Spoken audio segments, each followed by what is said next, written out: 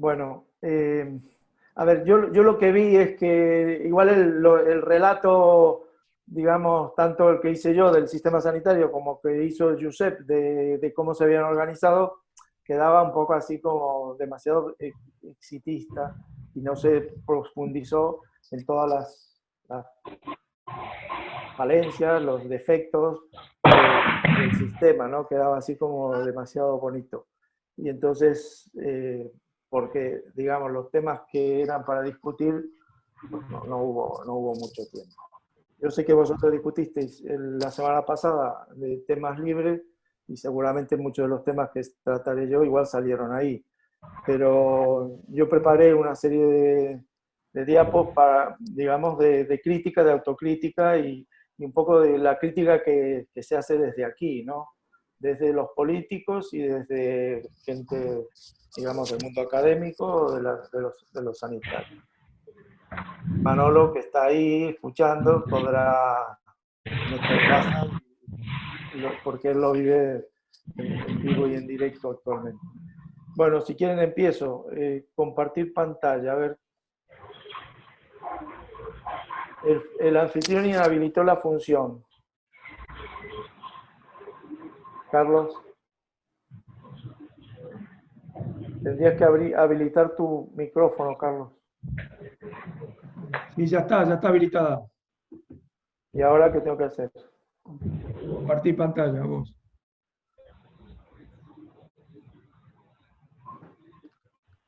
Vale. Y ahora, compartir. Ahí está. Vale. Ya está. Ya está.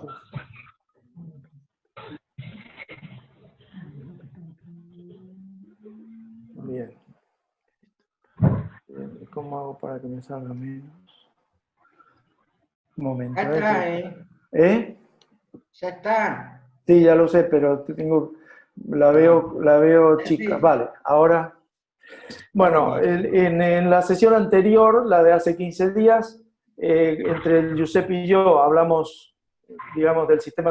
Me imagino que la gran mayoría ya lo escuchó, ¿no? Habrá algunos nuevos, pero hablamos del sistema sanitario catalán. Y el objetivo era hablar de cómo se había organizado el hospital de Mutua de Terrassa, pero para esto había que ponerlo en contexto de cómo era la sanidad aquí, el sistema sanitario catalán y cómo estaba organizado. Giuseppe explicó cómo organizó el hospital y después hubo un punto de críticas, errores o aprendizajes que el Giuseppe desarrolló y quedó pendiente perspectiva de futuro, pero esto igual las hicieron ustedes, y quedó pendiente una crítica global a lo actuado, ¿no? Esto era más o menos una idea de los puntos que podíamos discutir o que eran controversias, tanto epidemiológicas como éticas, como terapéuticas, en cuanto a los insumos, los datos y demás, y de eso evidentemente no hubo tiempo. Entonces, yo hoy preparé algunas críticas. Una es la definición de caso, otra es los datos, digamos, las discrepancias que hubo con los datos o las críticas que hubo con los datos, el problema de las pruebas diagnósticas, los casos, el recuento de casos y el recuento de muertos, ya tanto el del numerador como del denominador, que han sido cuestionados, problemas éticos y de triaje, el tema de las residencias de mayores, residencias es de mayores, el tema de los insumos, las EPIs y las pruebas diagnósticas y los respiradores, las controversias terapéuticas y controversias políticas. Yo iré repasando, voy a intentar ir rápido y después así podemos discutir. Bueno, esto era la primera definición de caso que hizo el Ministerio. El Ministerio exigía para decir un caso que era caso y que podía ser estudiado por PCR, que viniera de la zona de China o que tuviera contacto con alguien que había venido o contacto con alguien que se había contagiado de esa persona. Por lo tanto, digamos, hubo una tautología donde no se fue posible diagnosticar casos propios autóctonos porque no entraba dentro de la definición de casos y se negó la diseminación autóctona hasta muy entrada la epidemia, con lo cual ya cuando se asumió popularmente y socialmente que había epidemia y también sanitariamente, pues se produjo una explosión tremenda. Este es uno de los primeros temas. Después la definición de casos cambió muchas veces, yo creo que el Josep entró en ese tema, pero el tema principal de crítico es que la definición de caso restrictiva impidió la detección precoz de la circulación del virus en la población. El otro tema es el tema, digamos, de la mortalidad. Esta es la pirámide de población, yo la mostré el otro día, de la zona sanitaria de Barcelona Norte. Bueno, lógicamente es una población envejecida, que tiende a ser más envejecida y, digamos, eso condiciona, por las características epidemiológicas del COVID, digamos, las características de la epidemia están condicionadas por esto. Esta es digamos, los datos de esa pirámide están aquí, y esta es una diapo de la zona nuestra, de la zona Barcelona Norte. Tengo un problema que no puedo mover la diapo, perdón. Pero si no sé. A ver. Claro, si la muevo se me come a mí la pantalla. Bueno, imagino que se puede mover esto, ¿no? Sí. Vale, entonces, aquí, esta sería, digamos, la distribución de casos por edad. Aquí por debajo las edades mayores, y en nuestra área hubo 15.000 casos. Pero si miramos la pirámide de población, de mortalidad, perdón, vemos que la gran mortalidad se da entre los 70 y 79 años o mayores. Por debajo de 69 la mortalidad es mucho menor. Entonces, con esos datos yo hice esta gráfica, bueno, esta tabla, perdón, en donde vemos que los mayores de 90 años tienen prácticamente 60% de mortalidad. Esto es con la definición de caso oficial, que es aquel que recibió diagnóstico por PCR, tanto el caso como el muerto. Si no, no entra en esta definición, digamos, de caso. Bueno, vemos que los de 80 a 90 años son casi un 50%, después del 32, baja al 12%, y vemos que los menores de 70 años tienen una mortalidad global del 4%, siendo bastante, muy baja en los menores de 50 años. Esto tiene que ver un poco con la pregunta de Nardo, porque si se acuerdan, los casos que tenía Josep tenían una edad media de 59 años, con lo cual, digamos, seguramente eran graves porque estaban en intensivos, pero gente que toleraba mucho mejor la enfermedad. ¿Qué pasó con estos casos? O sea, esta sería la parte en azul, sería la cantidad de casos que hubo en la comunidad. Los hospitalizados son estos, o sea, vemos que a medida que aumenta la edad, el número de hospitalizados aumenta, pero el número de pacientes en UCI, digamos, su mayor proporción está aquí, entre los 60 y 69 años. A 70, 79 ya cae, a pesar de que el número de casos globales y el número de casos hospitalizados sigue siendo alto, y sin embargo la mortalidad, que está en rojo, es esta y esta, pues va en aumento. O sea, hay una discrepancia entre que la gente que ingresa a los hospitales es alta, digamos, en los grupos de altas edades, pero los que ingresan a intensivos, evidentemente no. Ahí hubo, digamos, criterios de selección, digamos, bueno, de screening, de selección, de exclusión, si queréis, eso lo discutiremos más adelante. Aquí se ve en Cataluña, ¿Dónde murieron? Estas cifras incluyen, son datos ya del Departamento de Salud, e incluyen no solo los que fueron diagnosticados por PCR, sino también los sospechosos de haber muerto por coronavirus. Por eso la cifra es más alta.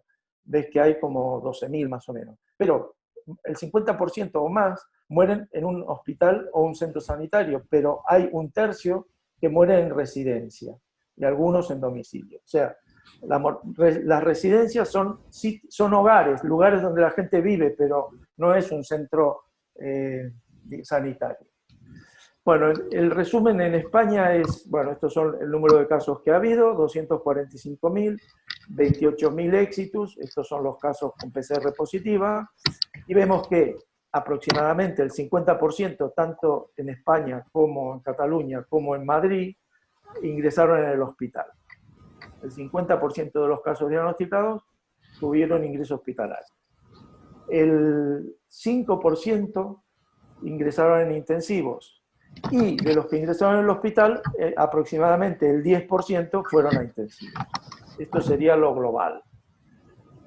Pero, digamos, esto no fue en todo la epidemia igual. Acá, si miramos la fecha, esto es del 5 del 4, el 5 de abril, estábamos muy cerca del pico, el pico fue más o menos el 1, el 30, y vemos que, si miramos Cataluña, que es esta roja de aquí, vemos que de los 26.000 casos diagnosticados hasta ese momento, 19.000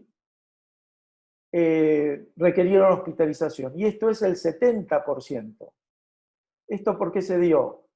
Porque la restricción de pruebas diagnósticas hacía que solo se estudiaran los casos que iban al hospital. ¿Qué casos? Bueno, y algunos más, pero fíjense que ahí era solo el 30% más, o sea, los casos leves no se estudiaban fundamentalmente los casos graves que iban al hospital, y iban al hospital aquellos que tenían la enfermedad, todos los síntomas, y tenían disnea, o sea, tenían neumonía. Por eso Nardo dice, bueno, los casos del resto del hospital que no eran intensivos eran casos leves. No eran casos leves, eran casos graves también. Fijaros aquí que el 70% de los diagnosticados requirieron hospitalización. Bueno, la mortalidad en Cataluña en ese momento era del 10%, en Madrid del 13%. Madrid tuvo una epidemia un poco más precoz que la de aquí, más intensa, y bloqueó más el sistema sanitario, y en parte pienso que la mortalidad mayor puede ser debida a esto. Esta es la otra cuestión, digamos, esto ya las fechas cambian acá, es del 5 de abril, y esta es del 18 de mayo. El 18 de mayo, ¿por qué la puse? Porque es en las últimas fechas en donde los datos están agregados por edad. Y bueno, hay más, y a mí me pareció mejor poner estos. Pero miremos estos dos grupos. Estos dos grupos, casos confirmados, pues evidentemente van aumentando. Los que más tienen son los de 80 a 89 años. Casos hospitalizados, pues baja un poco, ya aquí hay algo. Y si miramos en casos en UCI, pasan, digamos, a tener 300 casos en UCI cuando había 2.200. Sin embargo, la mortalidad sí que es mucho mayor aquí. O sea, esto está claramente indicando, digamos, que la asistencia hospitalaria se daba de una determinada manera, la asistencia de UCI, como yo creo que es lógico, se daba de otra. Bueno, esta es gorda, esta es la mortalidad por edad por 100.000 habitantes. Y si miramos aquí, mayores de 74 años, el 1,3% de la población falleció. Es una epidemia, digamos, si la miramos así, el 1,3, podemos pensar que no nos tocará, pero que, digamos, afecta a un amplio número de la población. Digamos, las discrepancias entre caso confirmado por PCR y mortalidad, que todo el mundo empezó a ver que había discrepancias, no se contaban todos los muertos y demás, lo puso fundamentalmente de manifiesto lo que es el MOMO. El MOMO es la mortalidad, es la monitorización de la mortalidad. Es otro método que utiliza Sanidad para detectar muertes, digamos, no, bueno, la mortalidad bruta o global, o no, más o menos un poco por causa de muerte, pero digamos, no es el objetivo. Es detectar número y si a partir de que hay un exceso, pues se investiga. Aquí esto es el exceso que se dio, esto sería la mortalidad esperada y esta es la observada en esos meses. Aquí yo la había mostrado esta la otra vez y quise destacar que esta es la mortalidad que baja por no COVID. O sea, mortalidad por COVID sube, mortalidad habitual es esta en azul y la no COVID es esta en marrón. O sea, baja, pues siempre estábamos ahí, sube o baja, los efectos secundarios de la falta de asistencia y demás, pues bueno, parece que baja. Entonces esto ha dado esta cifra tan espeluznante de 44.000 muertos más allá de los esperados en España en esa época, en ese interín, en este interín. Desde aquí, 44.500 muertos más, de los cuales, si vemos en Cataluña, son 11.000, si vemos en Madrid, son 14.000.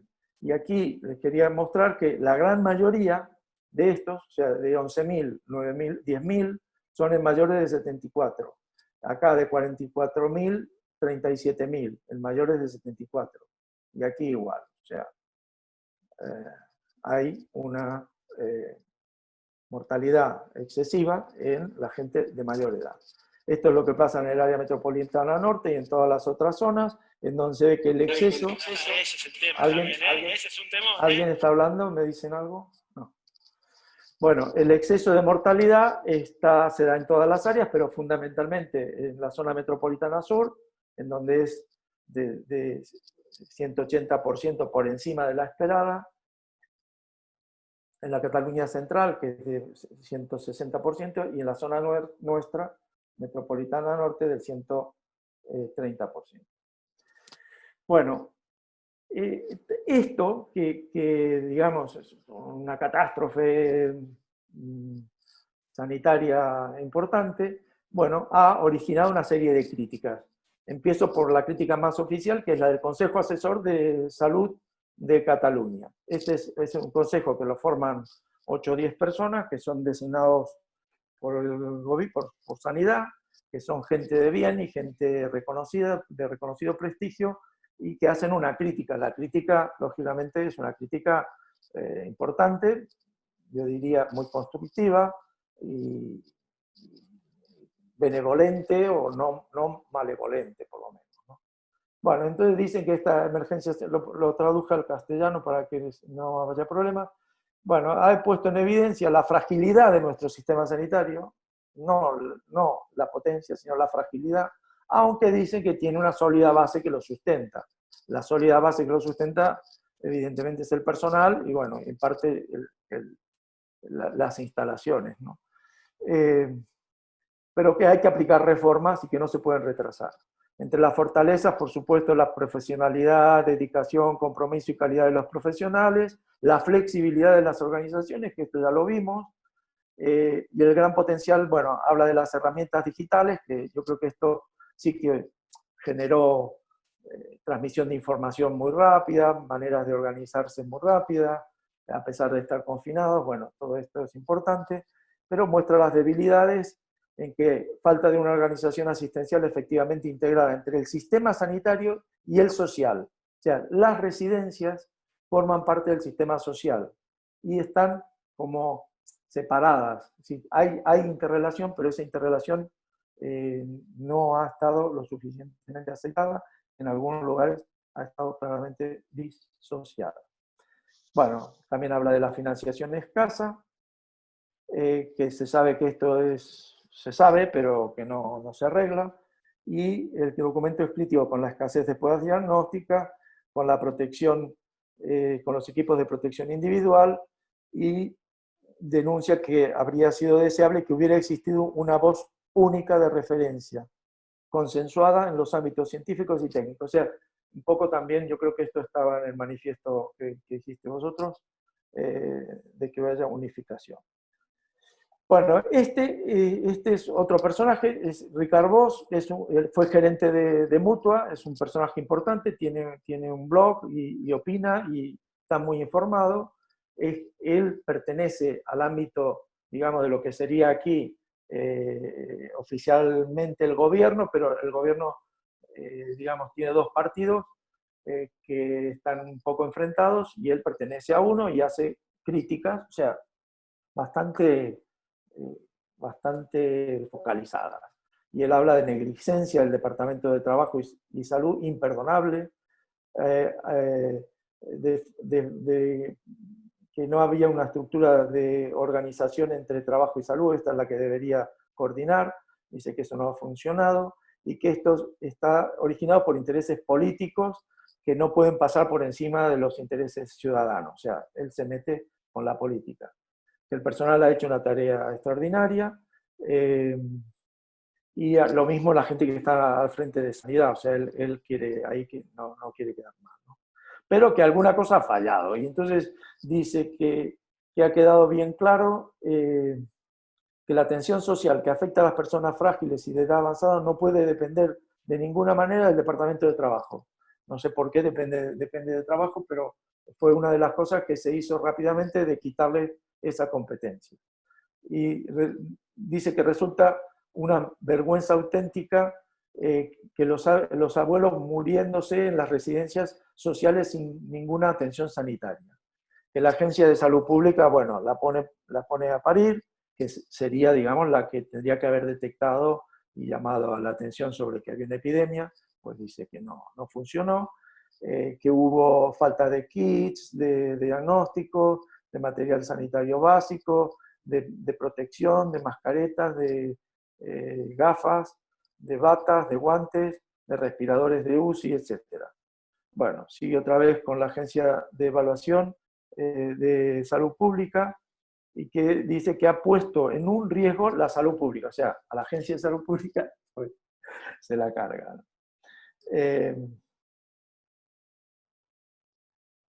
Bueno, este personaje es Pedro Alonso. Pedro Alonso es un epidemiólogo muy prestigiado, es director del Programa Mundial de Malaria de la OMS, y bueno, él aboga por una reforma profunda. Esta crítica la hizo hace poquito, salió hace días una entrevista que le hicieron. Y entonces dice, en España y en otros países hemos sido víctimas de una paradoja. No se actuó antes porque no había datos que mostraran la circulación del virus, pero estos datos no existían porque no se hacían pruebas, lo que expliqué antes, pero él lo dice. Y dice que en España y en otros países se ignoraron principios claves de salud pública, o sea, tira con munición dura. Y entonces dice que, bueno, que cuando hay una enfermedad infecciosa, dice, se tiene que pensar, hay tres cosas. Una, que en casi todas hay casos asintomáticos. Aquí eso se ignoró. Bueno, se ignoró acá y en todos lados. Dos, que hay que vigilar, él claro lo dice también a posteriori, ahora ya sabemos eso, ¿no? Hay que vigilar si estos individuos transmiten la enfermedad.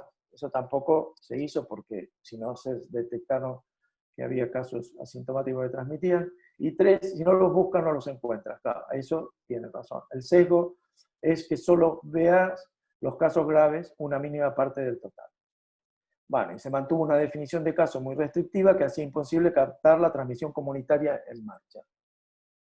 Bueno, dice que se pecó de miopía, que todos pensábamos que esto no nos puede pasar a nosotros, que ya lo sabremos gestionar. Le preguntan por el virus del miedo, porque esto era, el miedo, digamos, estaba muy criticado. La gente que tenía miedo, bueno, era como ser un cagón y ya está, ¿no? Pero bueno, él dice que el miedo te salva, digamos, de los peligros y que hay que prepararse, que está bien utilizarlo a veces, pero que los que dirigen tienen que utilizar las cosas para prepararse. Bueno, habla del alto número de infectados entre los sanitarios, de la falta de equipos también, de las faltas de pruebas. O sea, digamos, la gente va recidivando en las mismas críticas, ¿no? Bueno, que aquí habla de estrategias previas para tener stocks y vías de aprovisionamiento y capacidad de producción. Esto no se dice mucho. Esto yo creo que él es un hombre que piensa, digamos, a nivel mundial, ¿no?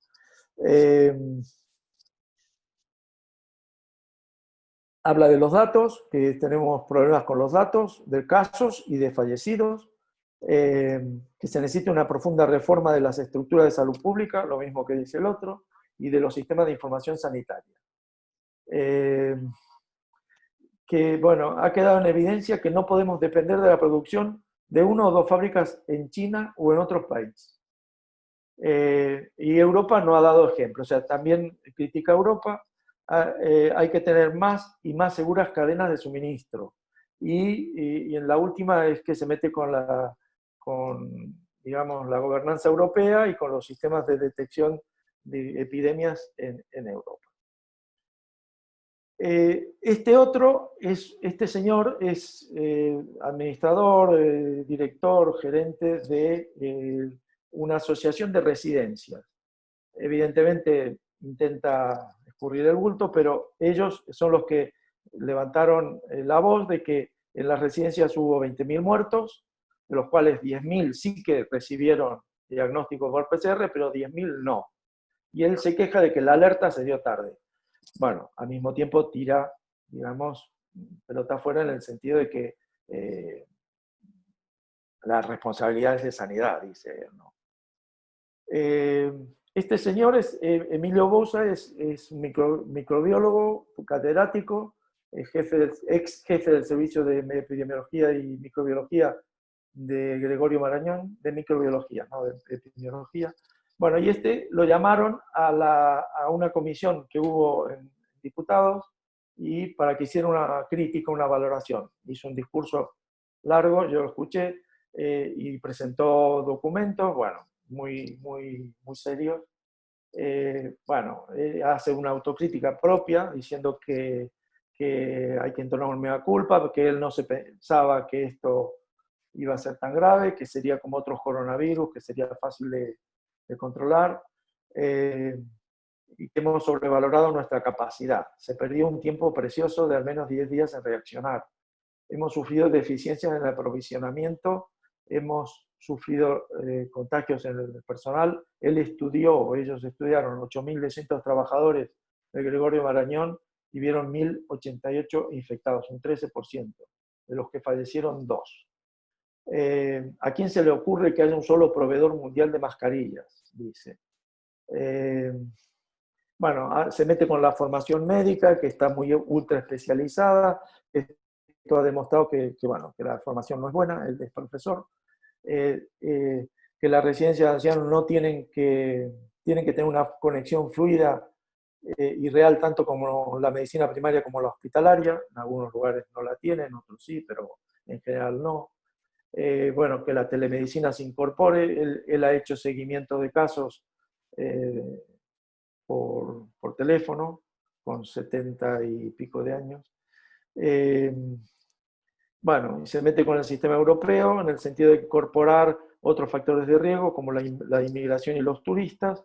Y esta es la primera vez que lo oigo aquí, que dice que, y es verdad, que no hubo estructuras para diseñar estudios y protocolos, digamos, de estudio, de fármacos y demás. Se hizo mucho tratamiento, digamos, ¿cómo se llama? Alguien que me ayude. Bueno, de complacencia no. Empírico. Sí, empírico, pero digamos, sin evidencias de que eran los mejores. O sea, se probó muchos fármacos que no se sabía su efecto, se hacía firmar una autorización y se probaba, pero no dentro de un ensayo clínico bien diseñado y bien estructurado como para sacar conclusiones. O sea, las conclusiones son que a mí me va bien, ¿no? Bueno, esta es una doctora más o menos. Quedan 3 minutos. Vale, intentaré ir rápido. Bueno, esta chica me la salto. Ella dice que es un esperpento, que ha habido discriminación, que ha habido falta de recursos, demás. Bueno, esto es el número de fallecidos, digamos, en las residencias por comunidad autónoma. Fíjense que en Madrid hubo un 18% de los 42.000 residentes, se murió el 18%, en Cataluña el 10%. O sea, estar en residencia era, digamos, bastante fácil contagiarse y no tan, bastante lejos del 1,3% que tenía la población general de morirse, ¿no? Perdona que interrumpa, hoy he comido con el presidente de la Sociedad Española de Geriatría y por orden es primero Madrid, segundo es Castilla-La Mancha y Aquí tercero no está. Cataluña, que no sale aquí Castilla-La Mancha en el sale. Sí, de pero la residencia. sí, me imagino. Bueno, bueno, esto, y aquí lo dejamos para después, esto no es solo de España, porque esto pasó en Bélgica, el 53% de las muertes, ¿ya se acabó? No, Fueron no. en residencia, Falta 1 minuto y medio. vale, en Alemania, esto no me sale ahora, Suecia. en Suecia, en Francia, gracias Manolo, en Francia, o sea, prácticamente están entre el 30 y el 40% en todos lados. Nosotros, depende de las cifras, pero estamos más cerca de Bélgica que de Inglaterra, ¿no? Bueno, viendo estas cifras, 370.000 residentes en España, según el INSERSO dice que el 80% tiene más de 80 años, o sea, que no vayan a residencia, que no vayan a intensivos, tiene su lógica. Se murieron el 5% en todo, digamos, en España. Y esta muestra sí que esta la hicieron en el Gregorio Marañón, vieron que el 70% de los residentes son seropositivos, en una muestra de 2.500 personas residentes en residencias. Y otro que dicen es que el 66% de los contagiados de más de 80 años no llegaron a pisar un hospital, según un informe del Servicio de Vigilancia Epidemiológica. Bueno, digamos, este sería el bloque de residencias y mortalidad, y ahora pasaríamos al personal sanitario, y a mí no me sale cuánto falta, pero me falta muy poquito, ¿eh? Me faltan 3 diapos, y podemos discutir. Lo dejo. Claro, hay que ver cuál es la definición de colapso, ¿no? Pero oficialmente no. No sé, Manolo, si quieres agregar algo, después lo agregamos. Sí, yo quiero decir que esto del no colapso, evidentemente, la realidad es que no, que estábamos todos sobrepasados, no sé si colapsados. Yo estoy en un hospital comunitario de 135 camas que da servicio a 160.000 habitantes y que no tiene UCI, y hemos llegado a tener hasta 6 pacientes intubados y ventilados mecánicamente durante días por falta de camas de UCI, si es lo que hablamos de camas de UCI.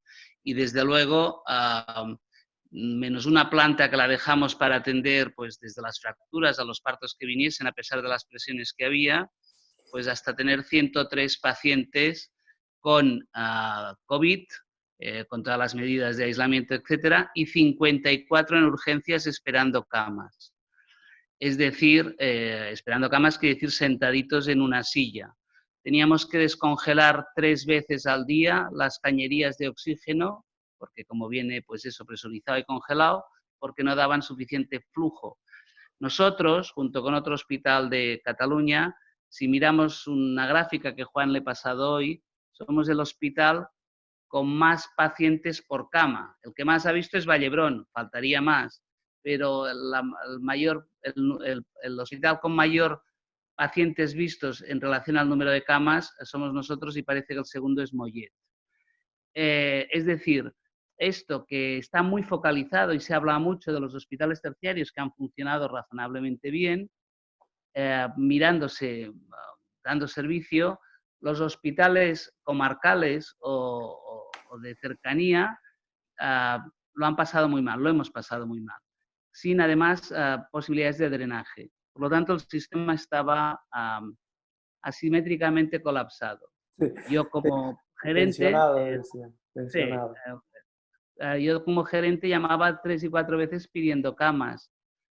Encontré camas en sitios donde no tenían ninguna obligación, pero en otros sitios no encontré camas. Hay muchas lecciones para aprender de esto. Antes habéis dicho lo del tratamiento. Yo personalmente también estuve ingresado y me dieron 6 tipos de tratamiento diferentes al mismo tiempo. Esto parecía como House, ¿no? Que no sabías realmente para qué te dan las cosas. Tampoco estaba yo para preguntar muchas cosas. El sistema estaba claramente colapsado y sobrepasado. Claramente, porque si no es así, ¿cómo el gobierno interviene en lo que son las clínicas privadas? El 25% de las camas. De las camas. Cuando tú tienes que entrar manu militari y que el General de Cataluña, un hospital de aquí, pusiese 250 camas para dar salida a lo que la sanidad pública no podía servir, es que el sistema estaba colapsado, ¿vale? Hay muchas lecciones. Otra cosa que también ha salido aquí es que nosotros en los primeros 13 días de la epidemia recibimos 14 protocolos contradictorios en muchos aspectos. No había tiempo de adecuar los protocolos a la práctica o a la distribución del hospital porque te llegaba ya por la noche otro, no totalmente diferente, pero sí con muchos puntos contradictorios.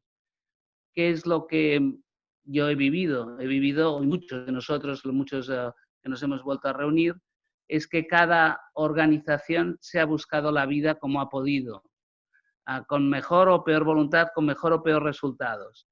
Ha demostrado que son elásticas, que hay unos grandes profesionales y mucha dedicación, pero lo que no había era nadie al timón en el sistema catalán, por decirlo así, ¿vale? No sé si, espero que esto no salga de aquí, porque si no mañana yo tengo un problema. Termino, Manolo.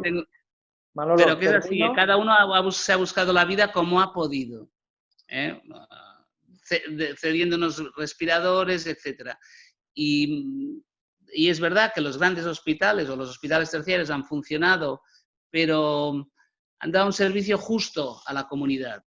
Hospitales como Igualada lo han pasado mal, el Garraf, que es un consorcio con 2 hospitales, lo ha pasado mal. O sea, Berga lo ha pasado mal con la mayor tasa de infección en la región del Bergadá y con poca respuesta.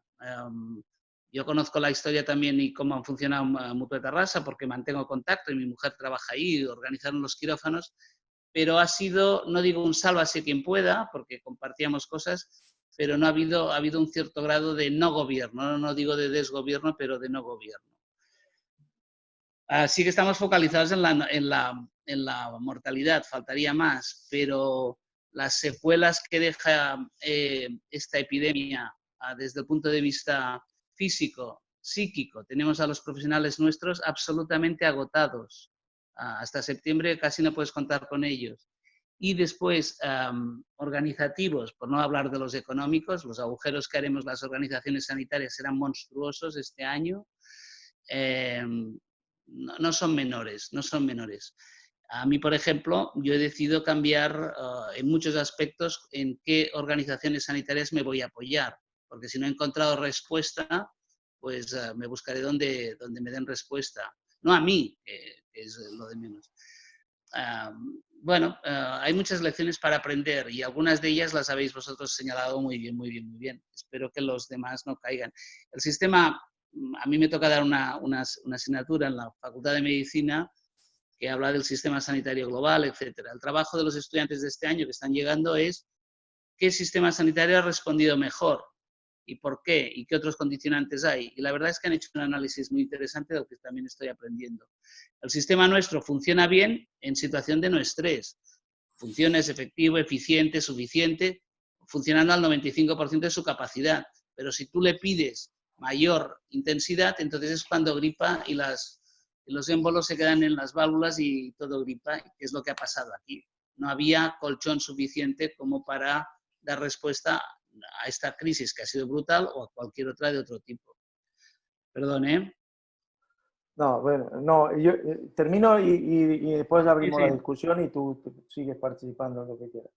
Bueno, esto a ver, faltan datos porque yo creo que la mayoría de la gente todavía no los tiene o no los comparte o los quiere publicar o lo que sea. Aquí está el número de casos y la mortalidad que comentó Josep, que era del 17%. Yo le pregunté, por un lado, por los enfermos que habían derivado para hacer ECMO, que es circulación extracorpórea y de oxigenación y de circulación, y derivaron 6 enfermos, pero dice que no se murió ninguno, o sea que esta es una mortalidad real. El hospital de Tarrasa, que es el otro del área esta nuestra, que es como digamos, complementario para el área sanitaria donde está Mutua, tuvieron 64 pacientes en intensivos y tuvieron 40% de mortalidad. Evidentemente, no creo que sea por mala praxis, sino por la edad o por la selección que han hecho. El otro día salió el jefe de servicio del Hospital del Mar, no dijo cuántos tenía, pero dijo que había tenido una mortalidad del 20%. El Hospital de Albacete lo dijo del 13%. Y esto es un estudio que están recopilando casos en la Sociedad de Intensivos, tienen 780 casos, digamos, fichados, y tiene una mortalidad del 35%. Puedo comentar lo que me dijo Josep, si quieren ahora. Él dice que, bueno, primero, que baja complejidad en las plantas. Nardo dice, ¿cómo es que en las plantas de baja complejidad se murió tanta gente? Primero, baja complejidad no, porque funcionaban prácticamente como cuidados intermedios. Se ventilaron con ventilación no invasiva en planta, se hacía oxígeno de alto flujo en planta, de cúbito prono, terapias, digamos, frecuentes controles, oximetrías, pulsioximetría y demás. O sea, las plantas para estos enfermos, que fueron muchas, funcionaron, digamos, prácticamente como área de cuidados intermedios y evidentemente los que se murieron ahí, muchos fueron derivados al sociosanitario y algunos consideraron que no eran para intensivos. Eso está claro. Criterios de no ingreso.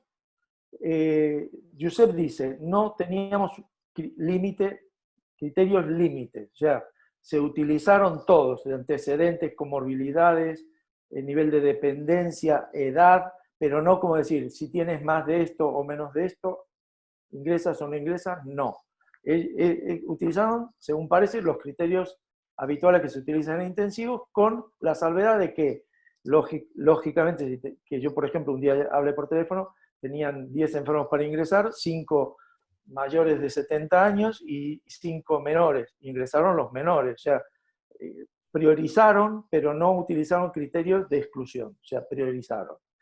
Como la epidemia fue muy explosiva, ellos fueron abriendo camas, pero y en el momento que empezaron a bajar, yo dije, bueno, y cuando empezaron a bajar, abriste la posibilidad de ingreso, es que se acabaron los enfermos graves, o sea, empezamos a bajar, pero dejaron de venir. Bueno, esa fue su explicación.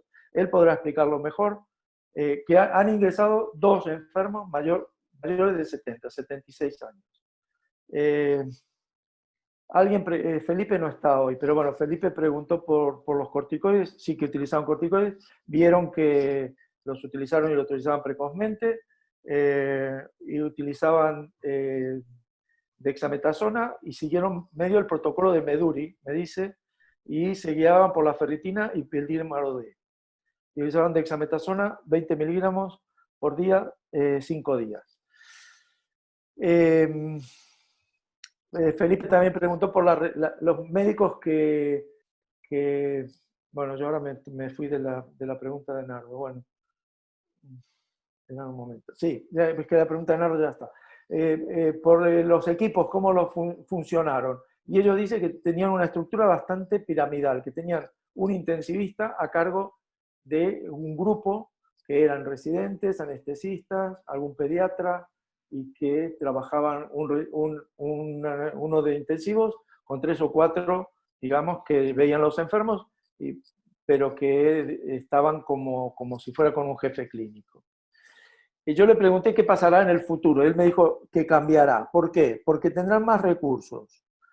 Por el temor a las demandas, por el tema este de la discriminación y el protocolo ético este, porque eso despertó bastante resquemores. Porque la detección precoz hace que los pacientes sean tratados antes y empeoren menos. porque hay menos iatrogenia y porque utilizarán corticoides y el tocilizumab que parece que ellos, en su experiencia, todavía no ha salido mucho, pero que les ha ido muy bien. Bueno, esas son las preguntas y a mí me quedaba dos cosas. Bueno, alguien preguntó el otro día por el estudio serológico, hay un 5%, o sea, la inmunidad de rebaño no funcionará, pero fijaros que positivos hay 240.000 al día de hoy y por serología hubo 2.350.000 infectados. En algunas comunidades se incluyeron los sospechosos como casos, eso genera problemas. El exceso de mortalidad del momo, que es de 43.000. Bueno, hay muchas reflexiones sobre cambios políticos que se tienen que hacer y está esta comisión de reestructuración económica y social. Bueno, hemos repasado, yo creo que ya está, hemos repasado las controversias que eran definición de casos, los datos, las pruebas diagnósticas, el problema de los casos y la mortalidad, numerador y denominador, los problemas éticos de triaje y de las residencias, tema de insumos, de respiradores y demás, las discrepancias terapéuticas y las políticas. Y esta epidemia ha despertado una ola de gente que hace filosofía y que opina. Y yo no me gusta porque pienso que todo el mundo dice lo que pensaba de antes. Y yo lo encontré, esta foto, este es un cuadro de la Merced Rodoreda, y creo que es el estado en el cual nos hemos quedado. Todos estamos alelados, anonadados. No es un buen momento es un momento para reorganizarnos, pero para decir cómo será el futuro, me parece que nos pasamos. Y ya está. Yo me gustaría que comenten, hagan preguntas o pasen a otro tema o a lo que quieran. Bueno, en primer lugar, tenemos que agradecer profundamente la exposición, lo profundo de la exposición y lo profundo de las críticas y de la autocrítica. Así que muy satisfactorio para todo nuestro grupo, creo yo, como vocero, las dos exposiciones. Si alguien tiene preguntas, si quiere hacer la pregunta, hacemos un libre intercambio, pero administre. Está Diego, que puede corroborar o negar lo dicho. Carlos Apesteguía. Sí. Me llamó la atención las curvas de mortalidad por el COVID y por el no COVID. Ah, sí. Porque acá lo que se escucha habitualmente es que debe estar habiendo mucha más mortalidad de los no COVID que la habitual. Debido a que las modificaciones en la posibilidad de acceso de los pacientes a la consulta y demás, para los no COVID se ve más dificultada. Pero a juzgar por esas curvas que vos mostraste, parecería que no es así. Sí. ¿Hay alguna explicación para que se muera menos la gente no COVID en esta época? Sí. Antes de que contestes, Juan, Carlos, nosotros, y ha sido general en todos los hospitales, se han reducido las visitas a urgencias a una tercera parte sobre lo habitual que teníamos. O sea, 2/3 no venían. El número de procedimientos hemodinámicos que se han hecho, de cateterismos cardíacos, de códigos infarto, se ha reducido un 40%. Eso no es normal. Y el número de código ictus en Cataluña se ha reducido un 30%. No lo sé lo que quiere decir, pero hay gente que no venía. Se ha muerto en casa seguro con otra cosa, porque no ha venido al hospital. Porque después se van recuperando las cifras, ¿no? Una explicación a la ligera es que es mejor no ir al hospital. Sí, esto sería una, pero ya estamos recuperando las cifras anteriores tranquilamente. A ver, Carlos. Sí. A ver, lo que dice Manolo tiene un contrapeso, porque si no van al hospital por un infarto, igual se mueren igual. O sea, el momo lo detectaría. Yo creo que la explicación más es, o sea, las complicaciones que genera la asistencia sanitaria, que Juancho irónicamente ha señalado, y que es verdad, o sea, la gente no se opera, pues se muere de su enfermedad, pero en general se muere a posteriori, no, digamos, por el acto quirúrgico, 1. 2, la movilidad. Han bajado muchísimo los accidentes de tráfico. Eso sí que es claramente... La gente no salía de casa, o sea, la actividad normal de, digamos, de que te caes por la calle, pues no se hizo. Yo pensaba que habría descenso de algunas causas y aumento de otras, y este momo a mí me ha sorprendido, la verdad que sí. Porque... ¿Esas curvas son de mortalidad hospitalaria? No, mortalidad detectada prácticamente por las funerarias, con muy pocos datos, Carlos. Es número de muertes reales día a día. Hay poca cosa, han estudiado los COVID y otras causas, pero no te pueden decir cuál. Es muy global, muy sucio. Faltan datos para... Sí, pero Juan, hay una cosa interesante que es que hay otros países, o sea, en las gráficas de exceso de mortalidad que comparan diferentes países, hay países que han tenido mortalidad por COVID, pero no han tenido exceso de mortalidad. Ergo, han tenido disminución de mortalidad por otras causas. No es un fenómeno limitado, ha sido generalizado. Y yo creo que es una mezcla de lo que se ha comentado de ausencia de accidentes de automóviles, motos, caídas en la calle, traumatismos, ha habido menos robos, ha habido menos asesinatos, ha habido menos reyertas en la calle, cuchilladas y demás, y probablemente un confinamiento que ha impedido a la gente que salga de casa, quizá también ha tenido influencia en los infartos y en los ictus. Habrá habido menos picos de hipertensión, habrá habido menos probablemente infartos, que eso no quiere decir que la gente ahora cuando se retome la actividad no se acabe muriendo, pero hay explicaciones de ese tipo y además es un fenómeno que se ha observado en varios países, que no ha habido exceso de mortalidad, si no recuerdo mal, en Islandia, en Israel, en países donde tampoco han tenido tanto COVID, pero han tenido incluso mortalidad negativa respecto del histórico. Qué curioso. Después un tema que Manolo dijo, que, a ver, yo no trabajo en hospital, he trabajado toda mi vida en atención primaria, y me parece que Manolo lo ha explicado muy bien, de que el sistema más o menos funcionando al 90-95% pues estaba bien, y cuando se le ha exigido un plus pues se ha colapsado.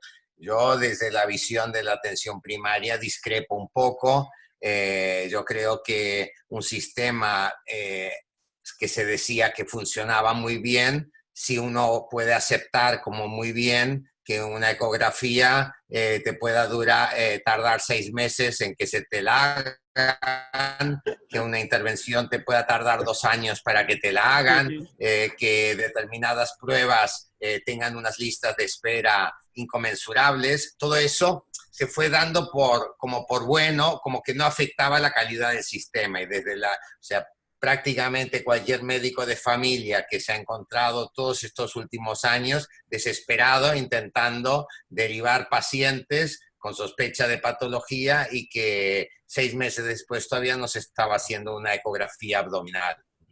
Tienes razón, Diego, tienes razón. En eso tienes toda la razón, y es así además.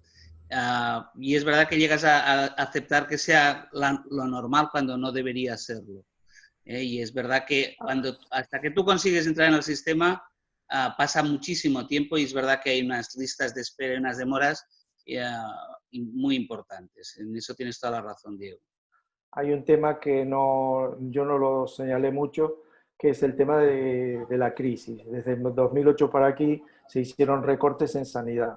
Estos recortes son de los presupuestos generales, pero, digamos, incide en el personal, incide en la satisfacción de los trabajadores, en la sensación de que estás haciendo un buen trabajo. O sea, ha sido muy poco a poco. Yo me acuerdo que defendía, bueno, hacer un 10% menos de pruebas no puede ser tan problemático, hasta que pase la crisis, porque pensábamos que iba en V, pero todo esto se ha agravado con algunos, digamos, agravantes, valga la redundancia, que el sistema se ha aprovechado para que se privatice más. O sea, esto de las privatizaciones en el sistema público es controvertido, pero digamos, las residencias, el 60% de las residencias son de gestión privada.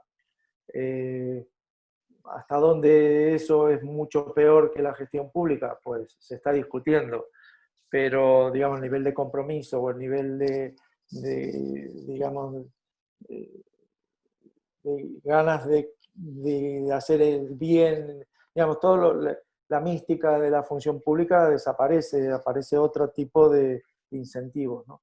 Yo personalmente... ¿Hay rebrotes en España, en algunas localidades, o personas que han tenido COVID se han curado y vuelven a recaer? ¿Tienen alguna noticia sobre eso? Son dos preguntas diferentes. Una, ¿hay rebrotes? Sí, dos preguntas. Rebrotes hay. Hay brotes, hay episodios de contagio en este momento en la comunidad, y sí, hoy no la escuché, pero ayer dijo que había 60 o 70 o por ahí clústeres o brotes, de los cuales había 3 o 4 que son preocupantes porque, bueno, han generado casos y más casos y tal. Eso es uno. Recaídas, ya reinfecciones, esto está claro, Diego lo miró bien, de que no ocurre. Acá no se puede. Manolo... No se oye, no sé si... ¿Se fue Manolo? Escuchan. No, está ahí. Dime, no, bueno, estoy aquí. Manolo lo vivió en carne propia, el tema de una infección prolongada. Explícalo si quieres, Manolo. Bueno, yo lo que... Cuando ya era negativo, PCR negativa, hice una neumonitis autoinmune, una neumonía bilateral autoinmune, pero con PCR 2 veces ya negativa. O sea, había hecho mi confinamiento por ser PCR positivo, con cierto grado de cansancio, me había reincorporado a trabajar y de un día para otro pues me puse a parir. Parece que esto no es inhabitual y que está dentro de parámetros autoinmunes, ¿no? De todos modos, sí que se escucha de casos que no tienen una fácil lectura y una fácil interpretación, y tenemos por experiencia en muchas enfermedades infecciosas que una persona puede hacer 2 veces la misma infección con un intervalo. Se ha dicho que no, digamos, en las publicaciones, pero yo he tenido hoy, no he llegado a comentárselo a Juan, pero hoy me ha consultado la madre de un paciente que en el mes de marzo tuvo un cuadro compatible clínicamente con anosmia y demás, y su marido ingresado con neumonía bilateral, con oxígeno en el hospital, esto entre finales de marzo y principios de abril, y ella dice que no se ha recuperado prácticamente hasta ahora y que desde hace 3 semanas que le han hecho 3 PCRs que son positivas. O sea, ahora para ir a trabajar tiene 3 PCRs positivas en el mes de junio. Y cuando ella en marzo, abril estuvo mal y su marido ingresado, la PCR era indeterminada. Esta señora dice que además ahora, me lo explicó hoy, que ha vuelto a perder el olfato y se encuentra como que está peor. Pero, digamos, no hay una explicación, no está ni conectada con un servicio de infecciosas, ni nadie la está estudiando a fondo, pero ese tipo de cosas quizás sean anecdóticas, pero creo que no hay que pasarlas a la ligera por encima, porque es la típica cosa que todo el mundo dice, no hay. Se sabe que hay gente que tiene PCR prolongada durante un mes. No todo el mundo se saca el virus de encima tan rápidamente. Es la excepción, pero lo hay. Se está acabando, 2 minutos. Carlos. Y acerca de ese tema, empieza a plantearse la situación del pasaporte COVID. No. Manolo, ¿tiene pasaporte COVID? ¿Es discriminado positivamente? ¿No? No, nadie. Yo también hice las inmunoglobulinas. De hecho, a todo el personal del hospital le hemos hecho y de la residencia pero era más un espíritu de tranquilizar y de generar seguridad que de consecuencias. Pero no existe el pasaporte. Además, había mucha controversia con esto del pasaporte, etcétera, ¿no? Éticamente, Carlos, está mal visto. No, y además fue una discusión que tuvo su auge y desapareció, porque se ha visto de que no todo depende de los anticuerpos. Exacto. La inmunidad celular también interviene, es muy difícil. Pero es curioso un mes antes de que pasase todo este Cristo, López Casasnovas, que es un economista muy ligado a economía de la salud y un tipo prestigiado, presentó un libro en el Clínico, en Barcelona, en el que explicaba el déficit de la sanidad catalana y lo tipificaba entre 2.500 y 4.000 millones de euros al año de financiación. Perdón, ¿volvemos a entrar? Volvemos a entrar, se va a interrumpir en un minuto, volvemos a entrar, o menos. Cada vez son más cortas. Sí. Continúa. Cada vez son más cortas. Termina, Manolo. Pues eso, que el déficit... Se jodió. El déficit ya está, que el déficit ya estaba... Está claro, había una utilización política de todo esto, pero es verdad que el sistema está infrafinanciado de forma clara.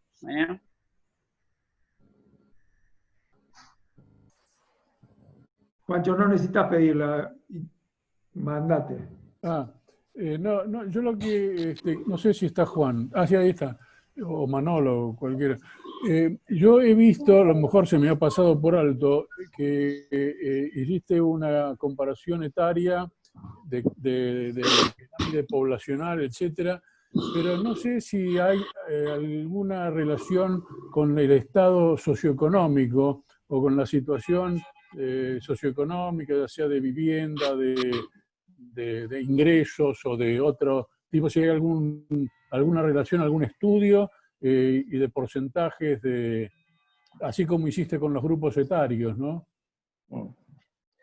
Sí, a ver, evidentemente esta epidemia acaba de pasar y los estudios profundos, serios y demás, falta que se hagan, ¿no? Pero lo que se vio es en la ciudad de Barcelona la mayor incidencia de COVID en los barrios más desfavorecidos y menor incidencia en los barrios mejores. Esto tiene lógica, o sea, ahí la gente no se puede aislar, el nivel de hacinamiento, no es Argentina, pero sí. Y lo otro, bueno, esto es lo principal, pero digamos, esto claro, igual es teórico, digamos, pero ¿quién pudo hacer la cuarentena bien? La clase media, la clase alta, digamos, ¿quién te traía acá te traían la comida, podías traerte la comida, podías pedir cosas por internet, el que venía, o sea, a mí a veces me daba vergüenza porque un tío que se estaba de alguna manera arriesgando para traerte comida a ti, y yo no salía, ¿no? O sea, estaba todo muy montado para una clase media más o menos ¿no? La clase media baja o la clase... Acerca de cuidarse de los ERTES... Donde se está viendo muy bien estas diferencias socioeconómicas es en Estados Unidos. Sí. Es donde, yo creo que donde se está viendo claramente las diferencias, incluso no solo por barrios, sino por estados en función del nivel socioeconómico. Como dice Juan, hasta que no pase un tiempo, los análisis de estos no están hechos, desde luego. Se intuyen, pero no se ven. Bueno, la ciudad de Barcelona es lo único que... Pero los que han estado en atención primaria, Manolo y Diego, había mucha negativa de los pacientes a aislarse hasta que se supiera el resultado o aislarse después de conocido el resultado. Es que yo creo que eso es muy difícil de establecer, pero yo creo que que es un poco como dice Juan, o sea, en los barrios más deprimidos, pues está la gente también con menos nivel cultural, menos estudios, mucha gente a día de hoy no utiliza la mascarilla o no la utiliza bien, a pesar de que se ha dicho infinidad de veces. Pasa como con tantas otras enfermedades, o sea, hay, digamos, una correlación con estas variables socioeconómicas. Tienes razón, Diego. Mira, está Pilar aquí, está mi mujer, ¿se ha ido todo? ¿Estáis ahí? Sí, ¿Estáis claro. ahí? Aquí un saludo a Pili, que, Hola, ¿qué tal? Buenas noches. que acaba de llegar Hola. a casa. Este fin de semana nosotros finalmente, como ya podemos cruzar la frontera de las provincias, nos fuimos a la playa y Pilar, que no es habitual en ella, le preguntó a una pareja de gente joven, 40 años aproximadamente, por qué no llevaban la mascarilla. 2 maestros de la Escuela Pía, que es una entidad dedicada a la educación en nuestro país y fuera de nuestro país. 2 maestros que dijeron que no se creían nada de todo esto, que hacía 2 años que no veían el telediario, que se informaban a través de YouTube y que lo de las vacunas que lo ponían en duda. Y esta gente que en teoría que tiene una segunda residencia en la playa, cosa que yo no tengo, ¿no?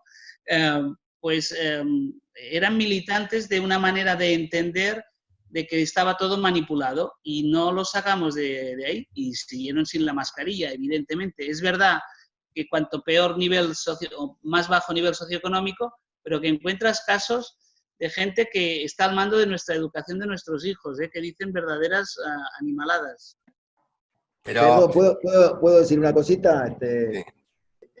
Por supuesto. Respecto de eso, me parece que a veces el nivel socioeconómico no tiene directamente que ver, tiene más que ver con hacinamiento y otras condiciones que favorecen la propagación del virus, y a veces al contrario, uno encuentra una gran predisposición en las clases más bajas a hacer esfuerzos para comportarse más solidariamente. Por otro lado, quería hacer una pregunta. Yo sé que en España no tuvieron demasiada oportunidad de una cosa que acá tenemos mucha expectativa, que es la plasmaféresis. La avalancha de casos que ellos tuvieron seguramente no les permitió nada de eso, tengo entendido, si no estoy mal informado. Pero no sé qué piensan ellos, porque quizás sería una buena oportunidad, no sé si están instrumentando programas en ese sentido, porque tienen un cierto caudal, digamos, de casos de pacientes recuperados, que podrían ser donantes. No sé si hay algún proyecto ahí, o qué piensan de la utilización de la plasmaféresis. Hasta donde yo sé, hay el laboratorio farmacéutico catalán más importante y mundialmente conocido y que tiene fábricas en Nueva York, que se llama Grifols. Básicamente se dedican a eso y se dedican a anticuerpos y a sueros hiperinmunes y toda esta cosa. Sé que están trabajando, pero si nos hemos de guiar por su valor en bolsa, no parece que haya muchas expectativas de que vaya a ser muy exitoso, por lo menos a corto plazo. No te sabría decir médicamente por qué o, digamos, por dónde falla el tema. Si es un tema de concentración de anticuerpos que puedes transferir o, digamos, médicamente no te lo sé decir. Sé que Grifols trabaja en esa línea de investigación y que su valor en bolsa está estable. Me refería, muy interesante eso, pero acá por lo menos sí, yo quisiera hacer algún comentario. A mí me parece que lo que yo quería preguntar cuando formulé las preguntas en realidad, era objetar los datos de mortalidad en UCI, porque en realidad era la única intención a fondo mía y saber si había habido, como lo explicó Juan ahora, algunos criterios de ingreso en UCI. Porque el planteo de Giuseppe era tuvimos 25% de mortalidad en UCI. Y ahora Juan muestra que el MAR tiene 20% y que otro tiene 30%. Yo creo que los análisis de mortalidad en UCI no...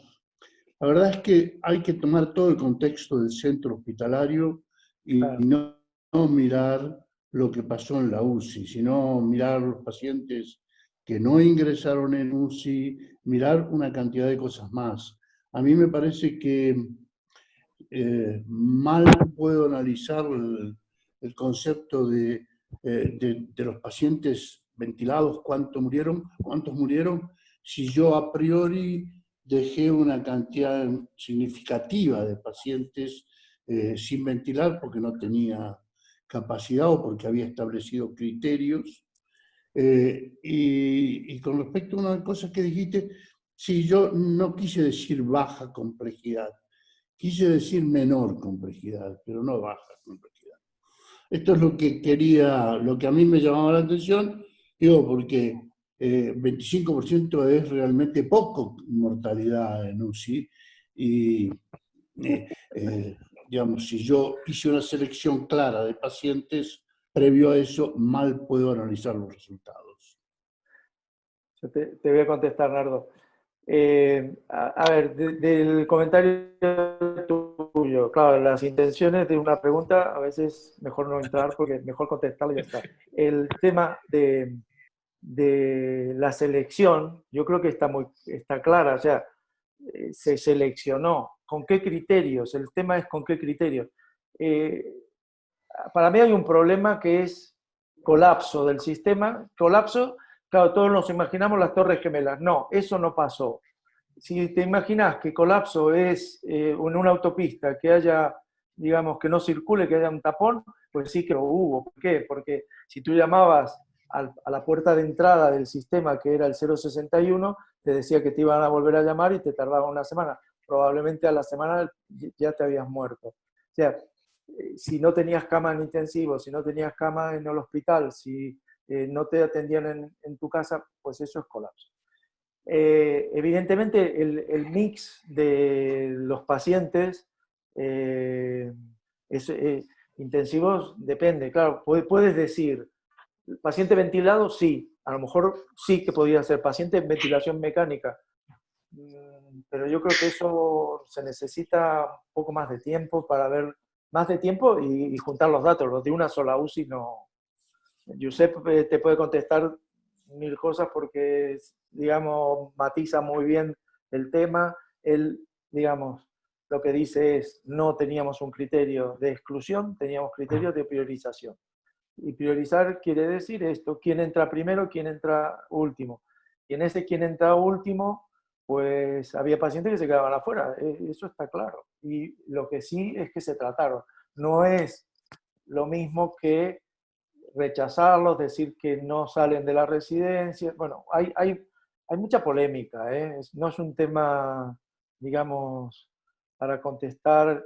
Se necesitan datos, un análisis limpio y digamos, sin prejuicios y de buena fe, porque yo creo que los datos, los datos son los que son. Yo me tomaría, mira, Juan, es que si no tenemos suerte, probablemente en 15 días estemos en una situación cercana al colapso o colapsados. Sí, si no tenemos suerte, sí. Y eso, digamos, la razón de la situación era para tener guías, y en esto Apesteguía tiene mucho para aportar, tener guías de comportamiento, porque vos mostraste dos criterios que difieren radicalmente. Sí. Es más, mostraste una persona que firmaba los dos, sí. Que difieren radicalmente. Y tener eso claro antes de la pandemia podía ser de una gran utilidad para nosotros, para manejarnos aquí. Carlos, igual Carlos Apesteguía. Yo puedo contestar algo, pero No sé, Carlos me parece que está más capacitado. Sí. Yo, en líneas generales, soy crítico de las normas de la CEMESIUC y de la Sociedad Italiana, que fue la primera que sacó Sí, que normas fue de ese estilo. la madre del cordero. Sí. Y me pareció, en líneas generales, razonable el pronunciamiento de los bioeticistas que convocó el Ministerio de Sanidad, ¿no? Romeo Casabona y demás, que vos hiciste mención, Juan. Sí. En casi todo, excepto en el hecho de priorizar al que llega primero, porque eso es claramente injusto. Ahora bien, es muy difícil de instrumentar lo contrario, porque si el que llegó primero está ocupando la cama de terapia intensiva, se vuelve complicado darle el alta para que ingrese otro. Pero en realidad sería justo, sería razonable. Lo que en ese sentido me parece que podría ayudar es el hecho de considerar a que todo paciente que ingresa en realidad es sometido a una prueba de tratamiento. Eso es muy interesante. Y si la evolución del paciente en un lapso de días no muestra evolución favorable, sino por el contrario, empeoramiento progresivo, que se pueda tomar la decisión de limitar el tratamiento. Pero bueno, esto conviene que esté claro desde antes del ingreso. A ver, yo hoy lo comenté yo con Josep, que, bueno, Josep yo creo que sirve como ejemplo un poco porque ha estado al frente de esto, de hacer triage, ¿no? Y cómo lo solucionaron. Yo le comenté lo del TEALDI, la responsabilidad, el artículo ese que colgasteis vosotros ahí, que de dónde está la responsabilidad. Y el hecho de que digamos, el ministerio asuma una responsabilidad, o una corresponsabilidad, o una directiva.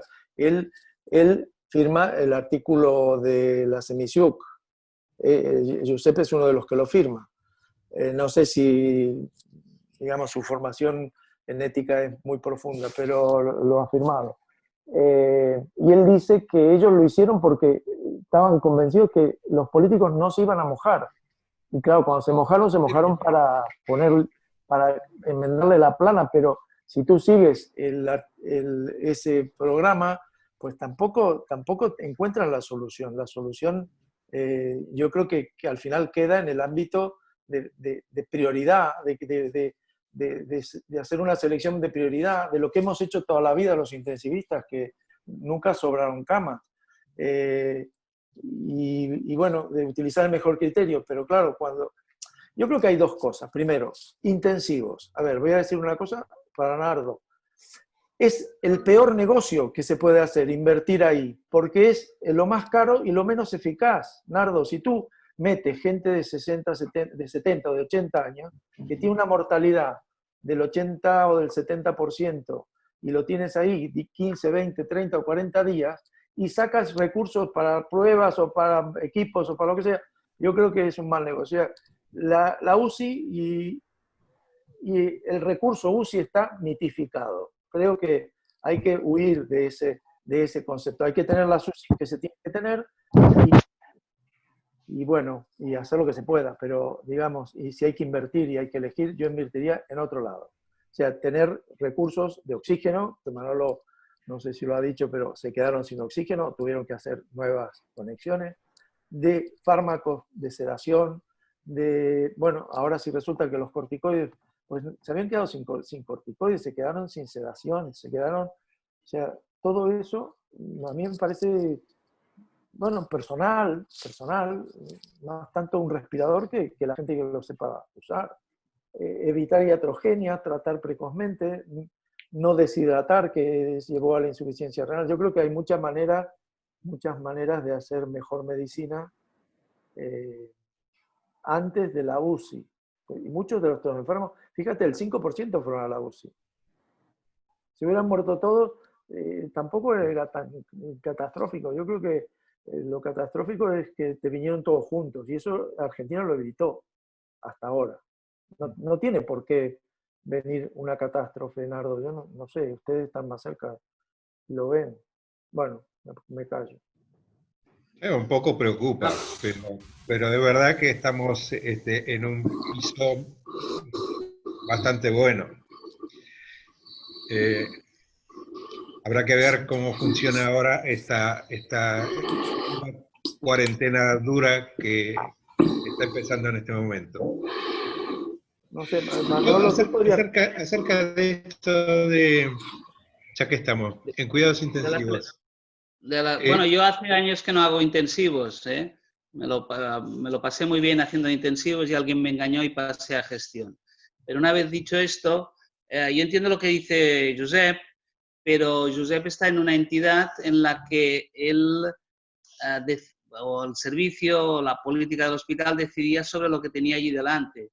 Nosotros, que somos una entidad, como muchas, que no tiene una unidad de intensivos, de terapia intensiva, la selección la hacía un tío al otro lado del teléfono, que te decía si había cama o no había cama. Y ahora os cuento una anécdota de un colega vuestro, argentino, que trabaja con nosotros desde hace un año, que lleva 90 días en intensivos en Belviche, en ECMO, etcétera, que ha salido en la prensa y todo esto, el doctor Chauco. Pues este señor no había cama para él, 52 años, porque tenía, y es verdad, tiene una neumonitis rádica por una neo que tuvo un linfoma hace años, y no había cama para él, y yo me puse al teléfono y conseguí 4 camas, entre ellas la del Josep, que me la dio. Bueno, me la dio para el colega, pero el tipo del otro lado del teléfono me había dicho que en toda Cataluña no había una cama. Es una de las quejas de esta información que es compartida, pero que no es compartida. Es decir, hay una selección que es verdad que si estás ahí en el mismo edificio tienes de todo, fantástico, pero hay una selección previa que hacía un tipo al otro lado del teléfono, o una tipa, no lo sé, y esto dejaba, pues tomando, pues nosotros ya te digo, 5 o 6 pacientes intubados y ventilados en quirófano, donde ya no había actividad quirúrgica, durante días, hasta que o conseguíamos convencerlos o se morían, literalmente, ¿vale? Aparte que ya desde el punto de vista de gestión, una actividad de intensivos no reconocida, porque no nos la pagarán. Lo digo porque, sí, lo digo porque todo esto en muchos hospitales ha pasado, que no tienen intensivos. Por lo tanto, la selección, yo la entiendo en un hospital terciario de alta complejidad, pero la selección hay que hacerla uniforme para todo el sistema. Yo creo que no era uniforme, o no tengo esa percepción. Yo quería hacer una pregunta sobre Manolo, de respiratorio. Manolo, ¿qué te parece más grave? Dime. Me callo. Adelante, adelante. No, bueno, yo estaba cambiando un poquito el tema. Así que si está relacionado con esto, seguimos. No, yo pensaba que no sé qué es más malo, si tener criterios o que si la persona es médica y trabajaba en terapia intensiva, consiga 4 camas rápidamente. No tengo muy claro que... Para mí es gravísimo que porque yo sea Manolo aparezcan 4 camas. Me hace desconfiar de todo el sistema. Para mí es muy grave, es de la queja. No, si no hay camas, no hay camas. Y ya está a punto. Pero porque yo llame y aparezcan 4 camas en un área cercana, no puede ser. Algo no ha funcionado correctamente. ¿O no hemos sido todos leales? Lo digo porque es otro aspecto no menor de todo esto. Bueno, un criterio absolutamente de acuerdo se hace contigo, valer Manolo. en la priorización es el hecho de ser trabajador de la salud. Sí, es verdad. No, es que sí, es que se considera de que es un valor el haber estado ahí en la primera línea, y por otro lado es alguien a quien conviene recuperar para que vuelva a la primera línea. Pero no lo leí en ninguna de las especificaciones. Sí puede ser verdad. Estoy de acuerdo que sea así, pero que tiene que estar claro antes. Bueno, hay muchas... Bueno, está claro en ese algunos sentido, documentos que yo he leído acá, está eso que dice Carlos Apesteguía. Sí. La prioridad del trabajador de la salud, no solamente por ser trabajador de la salud y tener privilegio, sino justamente para defender el recurso humano, ¿no? Ahora, una pregunta que quería hacer era también si había habido derivaciones interjurisdiccionales, no sé cómo está dividido políticamente España, pero si ha habido, si no se conseguían camas en Cataluña, si se podían conseguir en otro lado y si había ese tipo de derivaciones. Si las ha habido, ha sido excepcionales, que yo no tengo constancia. Sí que se han trasladado pacientes pues, de Barcelona a Lérida, por ejemplo, ¿vale? Está a 150 kilómetros. Ya sé que para la magnitud de Argentina esto es el barrio de al lado, pero para nosotros es casi irte a otro continente. Pero yo creo que entre comunidades autónomas no ha habido ese... Había preparado un tren para trasladar, en el caso de Madrid, pacientes a otros sitios, básicamente hacia Castilla-León, pero creo que no se llegaron a utilizar nunca. A ver, Otra cosa son comunidades cercanas, Rioja, el País Vasco, que ahí no te lo sé decir con seguridad, ¿eh? A ver, España son 17 autonomías y cada una tiene su sistema de derivaciones y de pago. Pero termino y ya está, digo. En teoría se podía hacer, en la práctica no se hizo. Y se hizo el tren este que dice Manolo, no se usó nunca. En donde sí que se hizo fue entre Alemania, Francia e Italia. O sea, Italia y Francia derivaron enfermos a Alemania. No sé, bueno,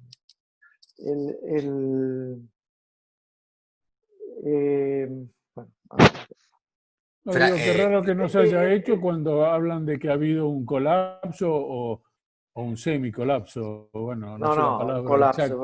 Hablemos de colapso. Bueno, lo si que hubo hubo, colapso, sí, lo que hubo, si lo hubo Juancho, en todos lados. No, porque, a ver. Porque es una cuestión también política, ¿no? Pero tú no estuviste el otro día. O sea, las UCIs que estamos hablando de Cataluña multiplicaron por 3 y por 4 su capacidad instalada. O sea, cuando se colapsa, cuando ya cubre su capacidad instalada, cuando la multiplica por 2, cuando la multiplica por 3 o cuando la multiplica por 4. O sea, si la multiplicó por 4, en teoría es porque podía, bueno, pero eso tiene que haber costado sangre, sudor y lágrimas. Y otras comunidades no, multiplicaron por 2, pero también costándole mucho, o por 1,5, y te cuesta mucho. Yo sé que Argentina aumentó, no sé, un 30% la capacidad de intensivos, y eso lo escuché el otro día en una entrevista al ministro, es un gran esfuerzo, y lo es, pero, digamos, cuenta pasar de 12 camas a 50, o qué es lo que pasó en Mutua, o otras, ¿no? O sea, yo creo que siempre el esfuerzo es un poco subjetivo, ¿no? Lo que es cierto que en teoría se dijo que había una sola UCI, bueno, esto se dijo más en Argentina, pero acá también, en Cataluña hay una sola UCI, y después, bueno, Manolo lo vivió en carne propia, es muy difícil derivar un enfermo. Donde sí que ha habido bastante derivación y salió bastante publicitado, es como dice Juan, en Francia, en el epicentro de porque en todos los países, en España ha estado más dividido, pero en Italia y en Francia también ha habido un epicentro de la epidemia muy claramente determinado. En España ha sido un poco más focal, pero en Francia, de la zona de más casos, fueron derivando a otros sitios. Pero en España yo creo que no. Y después, sobre el tema del colapso, claro, el colapso tú lo puedes analizar en diferentes aspectos. O sea, se mencionó antes, si tú llamas al 061, que es el teléfono de sanidad, donde dan información al ciudadano y no consigues hablar en 2 días o te dicen que te volverán a llamar y no te llaman en 1 semana, es que el sistema está colapsado, pero quizá a nivel de UCI o de ingreso hospitalario no está tan colapsado. De hecho, para un ingreso en planta no ha habido tanto problema.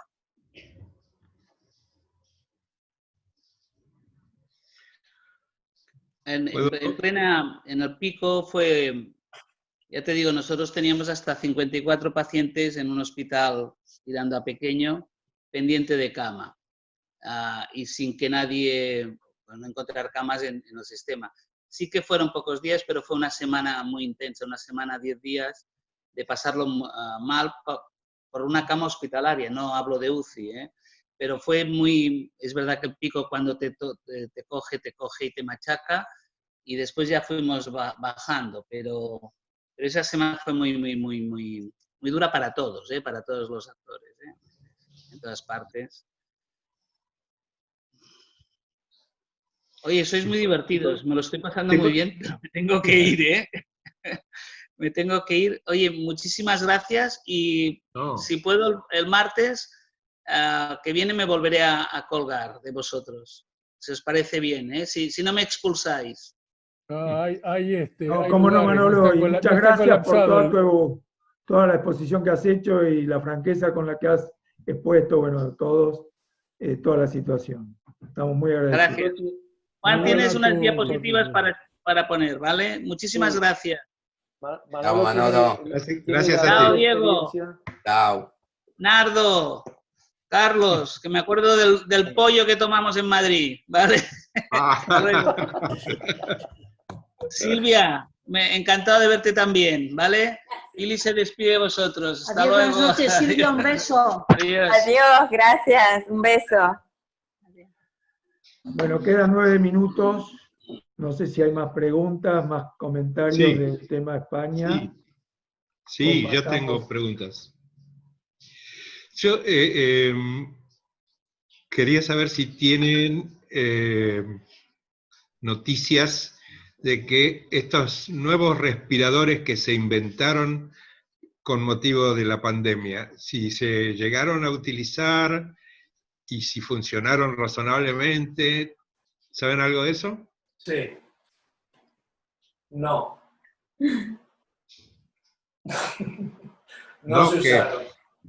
No se usaron. No. Se consideraron...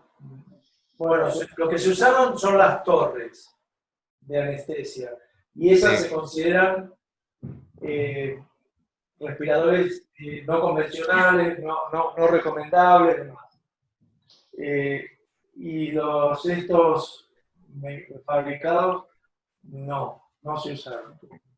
Pero bueno, ahora por ejemplo ha salido que hay gente que sigue investigándolos y que probablemente puedan servir en otros lugares, no sé. Aquí no se llegó a tiempo, no se quiso usar, salieron respiradores debajo de las camas, yo qué sé. Y el uso de ventilación no invasiva o de oxígeno de alto flujo en ambientes sin presión negativa. Sí. Eso sí se habrá usado. Sí. ¿Hay noticias de si estuvo muy relacionado con aerosolización y mucho contagio del personal? A ver, yo voy a repetir lo que sé que es poco, pero si usted se apunta la semana que viene, lo puedes preguntar. A ver, ellos tenían la unidad antigua de cuidados intensivos, donde ventilaban a los enfermos con los mejores respiradores y demás. Y después, en un área como más de intermedios, estaban los que no ventilaban y que daban oxígeno de alto flujo y que hicieron algo con la presión, pero digamos poco, para evitar la presión positiva y demás. Hay un momento que se le pierde el miedo y lo empiezan a hacer. Y les va bien. Y lo otro que sé es que en ese área tuvieron menos infección entre el personal que en el área de intensivos. Pero menos, de un 20 a un 5%. Y ahora esto te lo podrá explicar él por qué, pero no creo que lo sepa todavía. Y la intubación es una circunstancia muy riesgosa para pescar. Utilizaban video broncoscopio, videolaringoscopio. no sé, bueno, tuvieron muchos cuidados, pero hubo muchos infectados, eso está claro. Pero lo que dicen muchos, Carlos, es que la infección se daba en las áreas de convivencia de la gente. No tanto en contacto con primera línea cuando tomas todas las precauciones, sino después. Cuando se bajaban las defensas y la gente se relajaba. Bueno, hasta que se supo también que el coronavirus estaba en la superficie. O sea, yo creo que todos estos conocimientos que se han ido adquiriendo, Argentina está beneficiándose, porque un 6% de infección en personal sanitario está, bueno, más bajo. Juan, sí. Tenés mucho eco porque también está conectado el de Silvia. Y salís por los dos. Pero Silvia está mostrando... Me voy. Cosas que también ¡No! provoca contacto. Ahí te silencié, Silvia, está bien. Ya se acabó el eco. Se va a otra habitación. Una de las cuestiones que provoca contagio entre el personal sanitario son las reuniones del personal sanitario en el hospital, ¿no? El comer juntos, los ateneos, cuando... Bueno, ateneos no había, Juancho. No, pero sí, acá durante un tiempo los hubo, se tardó en ver que ese era un...